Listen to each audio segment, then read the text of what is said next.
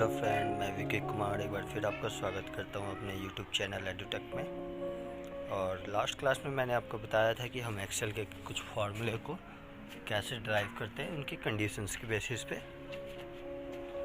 और आज उन्हीं फार्मूलों की मदद से मैं यहाँ आपके सैलरी शीट के बेसिस पे बताऊँगा कि हम अगर कंपनी के सैलरी शीट आपको मैनेज करनी होती है तो हम उसे कैसे करते हैं। चलिए स्टार्ट करते हैं। उसके लिए मैं पहले सैलरी शीट का फॉर्मेट तैयार कर लेता हूँ।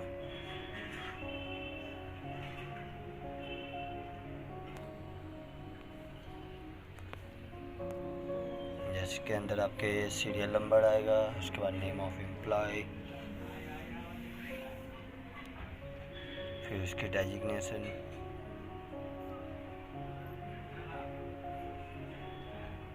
इसके बाद उसकी बेसिक सैलरी,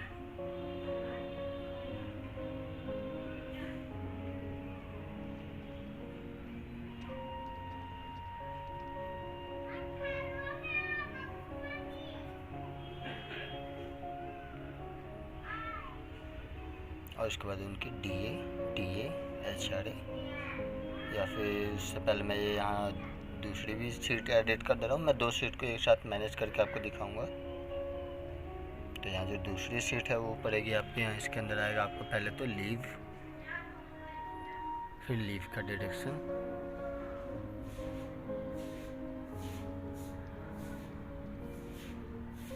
और उसके बाद होगा आपका over time amount,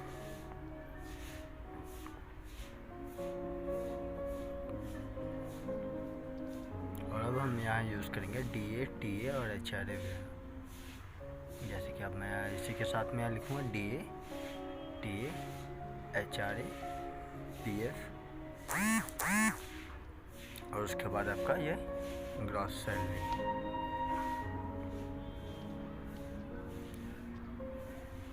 gross salary के बाद जो हम टैक्स पे करते हैं तो उसका टैक्स, और टैक्स के बाद आपका आता है नेट सैलरी जो कि हम अपने एम्प्लॉयज़ को पे करते हैं।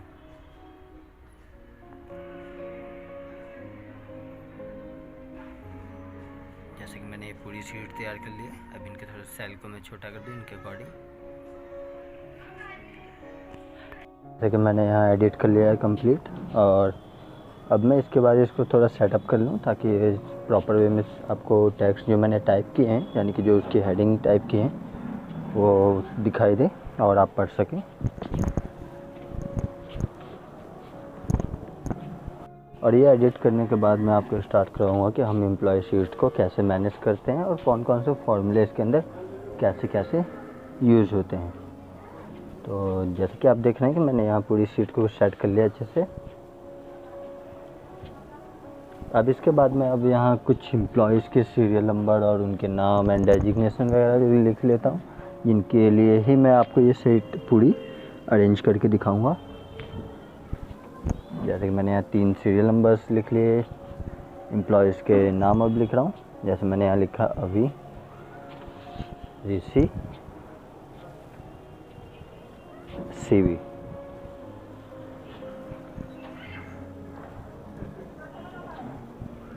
और अब मैं इनका डेजिग्नेशन लिखूँगा जो कि होगा पहले का सीए, दूसरा मैनेजर एंड तीसरा आपका क्लर्क। और इसके बाद अब मैं इनकी बेसिक सैलरी लिखूँगा, जो कि मैं तो अभी फ़िलहाल काफ़ी हाई लिख रहा हूँ, इतनी सैलरी नहीं होती, लेकिन फिर भी हम इसको कैलकुलेट के लिए अभी कुछ भी लिख सकते हैं। जैसे कि मैं अभी यहाँ लिख रहा हूँ 90,000 आपका सीए का, 80,000 मैनेजर एंड 45,000 आपके क्लर्क का। चलिए और अब बात करते हैं आगे सीट की। तो नेक्स्ट यहाँ ऑप्शन होता है लीव, यानी कि अगर आपका एम्प्लॉय पूरे महीने में किसी दिन छुट्टी किया है तो हम उसका डाटा यहाँ टाइप करते हैं। उसके बाद आता है लीव डिडक्शन है, और अगर आपका एम्प्लॉय ने अगर छुट्टी की है यानी कि उससे आप अमाउंट डिडक्शन भी करोगे जितने दिन उसने छुट्टी की है। और उसका डिडक्शन के लिए यहाँ फार्मूला होता है जो कि हम यूज़ करेंगे अब, वो होता है आपका इक्वल। सबसे पहले उसकी बेसिक सैलरी को आप सिलेक्ट करते हैं और उसको डिवाइड कर देंगे 30 दिन से, यानी कि अगर 30 दिन से आप किसी भी बेसिक सैलरी को डिवाइड करते ही आपका 1 डे का आ जाता है, और फिर 1 डे के अमाउंट को हम उसके लीव डेज से मल्टीप्लाई कर देंगे तो उसने जितने भी दिन छुट्टियां की होगी वो हमारा टोटल अमाउंट आ जाएगा।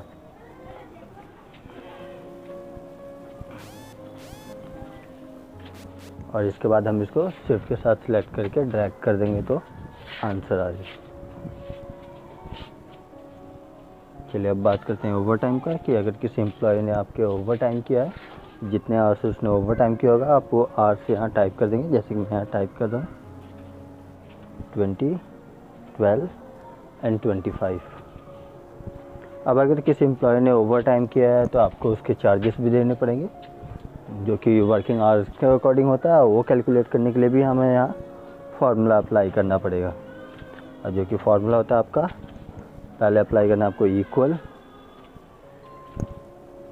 फिर उसकी बेसिक सैलरी सेलेक्ट करनी है। और जैसे कि पहले हमने 30 से डिवाइड करके 1 डे का लाया था, तो सेम यहाँ पे आपको दोबारा 30 से डिवाइड करना है, और उसके बाद डिवाइड कर देना है कि आपको जो एम्प्लॉय है वो पर डे कितने आवर्स काम करता है। उससे होगा क्या है, तो उससे आपका पर आवर्स के अमाउंट आ जाएंगे, और उसके बाद वो जो पर आवर का अमाउंट आएगा उसको हम डायरेक्टली मल्टीप्लाई कर देंगे अपने ओवर टाइम से, जिससे कि आपको ओवर टाइम का अमाउंट आ जाएगा कि आपको उसको कितना अमाउंट पे करना पड़ेगा उतने ओवर टाइम के लिए। और इसको भी मैं शिफ्ट के साथ सिलेक्ट करके और उसके बाद कंट्रोल डी करके ड्रैग कर देता हूँ।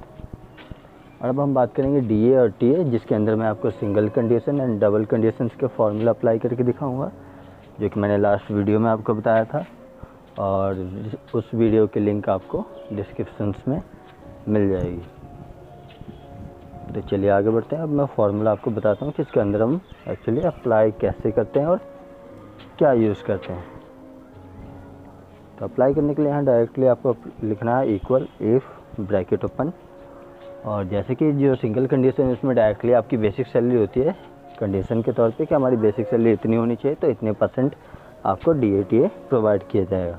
तो वही मैं यहाँ अप्लाई कर रहा हूँ। इफ़ के बाद डायरेक्टली बेसिक सैलरी सेलेक्ट करेंगे, और ग्रेटर देन इक्वल जो भी अमाउंट आपकी कंपनी के अकॉर्डिंग है या जो आपके अकॉर्डिंग है वो आप यहाँ अमाउंट टाइप करेंगे ग्रेटर देन इक्वल के बाद, फिर कॉमा, और उसको जितने % आप बेसिक सैलरी प्रोवाइड करना चाहते हैं वो उसका %, और मल्टीप्लाई कर देंगे उसकी बेसिक सैलरी से। सेम ऐसे ही आपको बाकी डेजिग्नेशंस के लिए भी करना है, आपको बाकी डेजिग्नेशंस के लिए भी करना है सेम जैसे मैं कर रहा हूँ। इक्वल इफ़ ब्रैकेट ओपन, फिर उसकी बेसिक सैलरी सेलेक्ट करनी है, फिर ग्रेटर देन इक्वल उसकी बेसिक सैलरी का अमाउंट, और फिर कॉमा, और जितने % आप उसको DA प्रोवाइड करते हैं उतने % से उसकी बेसिक सैलरी को मल्टीप्लाई कर देना है। और एक बात आपको इस पूरे फार्मूले के, या कोई भी अगर आप फार्मूला अप्लाई करें तो इसमें ध्यान रखना है कि आपको हर बार अपना जो सिलेक्शन है वो जो हमेशा आपका फर्स्ट सीरियल नंबर का ही होना चाहिए। जैसे कि मैंने यहाँ जो बेसिक सैलरी का सिलेक्शन जो हमारे फार्मूले में आ रहा है वो हर बार मैंने सीरियल नंबर फर्स्ट को ही सिलेक्ट किया है।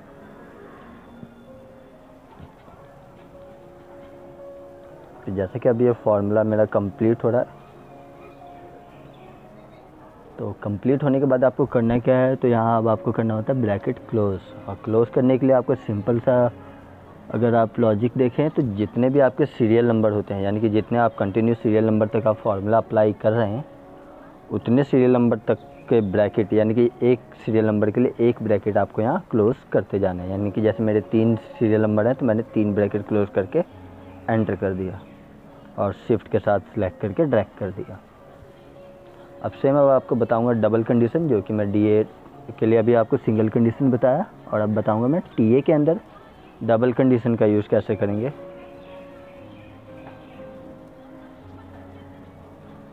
तो डबल कंडीशन का यूज़ करने के लिए भी सेम फार्मूला है, बस थोड़ा चेंजेस होते हैं क्योंकि इसके अंदर दो कंडीशंस होती हैं, एक आपकी उसकी डेजिग्नेशन और दूसरा उसकी बेसिक सैलरी।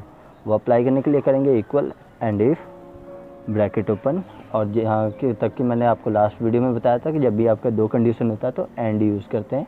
वही मैं यूज़ करने के बाद अपना डेजिग्नेशन सेलेक्ट किया, फिर इक्वल, और फिर वहाँ डबल इन्वर्टेड में वही डेजिग्नेशन में टाइप कर दूँगा जो हमारी कंडीशन में दी होगी।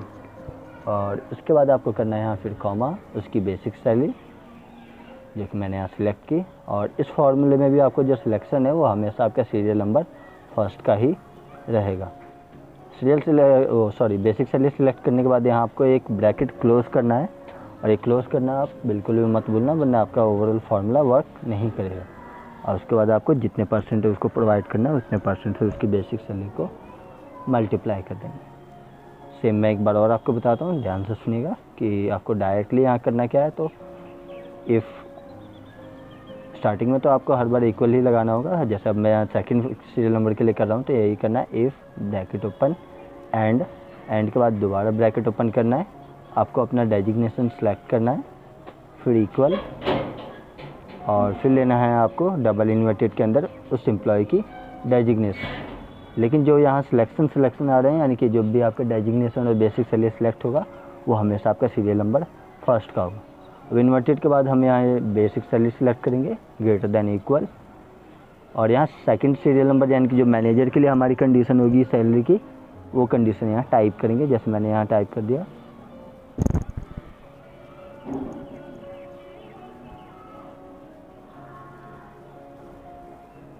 जैसे कि मैंने ये कर दिया। और इसके बाद जैसे मैंने यहाँ टाइप किया 80,000, और उसके बाद मल्टीप्लाई कर दिया मैंने उसकी बेसिक सैलरी को 5% से।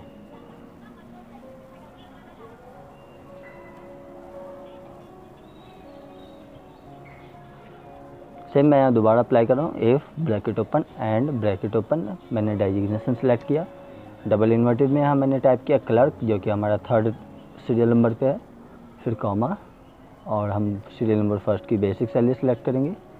फिर यहाँ आएगा ग्रेटर देन इक्वल, और क्लर्क की सैलरी के अकॉर्डिंग यहाँ हम अमाउंट टाइप करेंगे, जो कि मैंने यहाँ टाइप कर दिया 30,000। फिर यहाँ हम ब्रैकेट क्लोज करेंगे, फिर कॉमा, उसकी बेसिक सैलरी मल्टीप्लाई में जितने भी परसेंट हम उसको टीएफ प्रोवाइड करते हैं वो परसेंट से मल्टीप्लाई।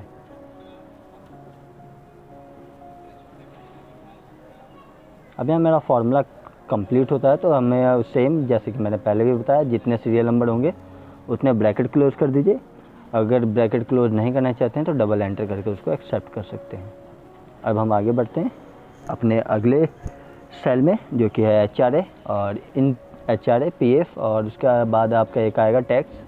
और इन तीनों को ही मैं सिंपल फार्मूले से निकालूंगा, यानी कि कैलकुलेट करूँगा, जो होता है आपका इक्वल, जितने परसेंट आप उसको प्रोवाइड करना चाहते हैं वो परसेंट, और मल्टीप्लाई कर देंगे उसको हम उसके बेसिक सैलरी से, जो कि मैंने यहाँ किया, बेसिक सैलरी सेलेक्ट किया और मल्टीप्लाई, और इसके बाद इसको यहाँ हम परसेंट अप्लाई कर दिया मैंने 8%, और सेम ये अप्लाई करने के बाद इसको ड्रैग किया और कंट्रोल D कर दिया।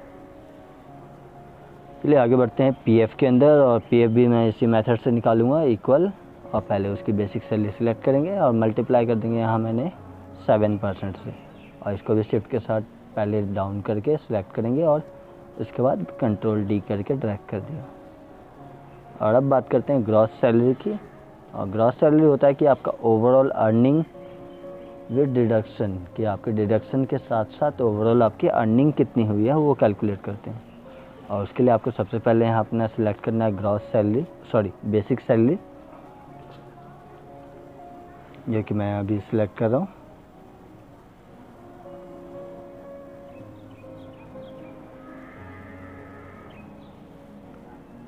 और बेसिक सैलरी के बाद आपका नेक्स्ट ऑप्शन आता है लीव का डिडक्शन, यानी कि आपके सैलरी से डिडक्ट होगा, इसलिए हम इसको माइनस में लेंगे।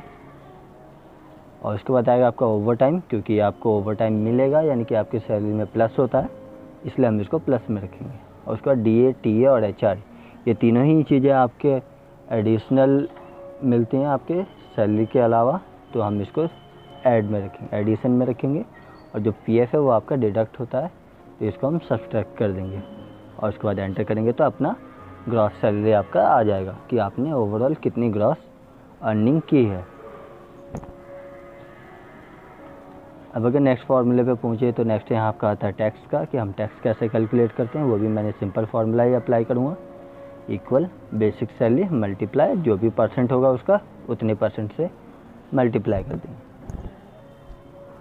और उसके बाद आता है आपका नेट सैलरी, जो कि आपका होता है ग्रॉस माइनस टैक्स, यानी कि ग्रॉस में से अगर हम अपना टैक्स माइनस कर दें तो हमें नेट सैलरी मिलती है, जो कि हम किसी एम्प्लॉय को पे करते हैं। देखिए मैं अभी करके दिखा रहा हूँ। तो आज की वीडियो में बस इतना ही। अगले वीडियो में मिलेंगे फिर एक्सेल की नई सीट के साथ। तब तक के लिए गुड बाय, टेक केयर।